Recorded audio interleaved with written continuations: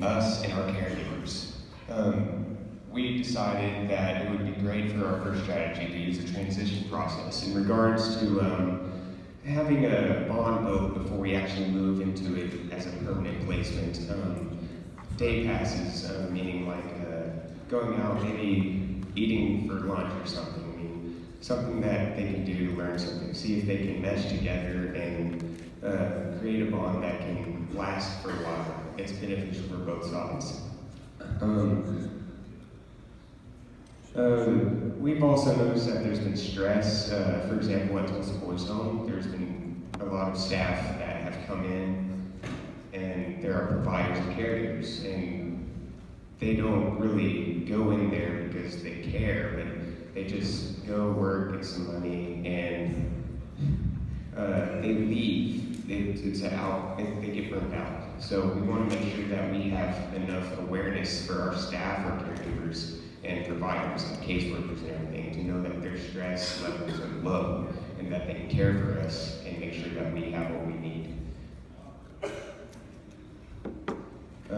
We'd also like to have more communication between our providers. It makes it easier on everyone, and it really helps out if we can make sure that each kid doesn't have to continue to share their story, and it gets frustrating for the kids when they have to go through the same processes over and over again.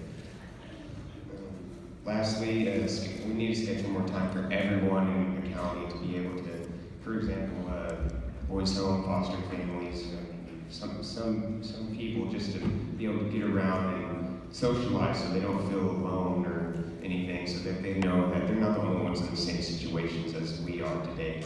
So it makes everyone feel happier and more. Yeah, thank you.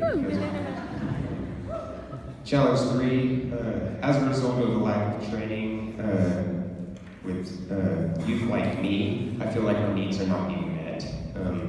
It's a common issue that I've seen today, and time's up, so we just need stricter policies and make sure that every staff has time to work with the kids and make sure they meet it. Thank you.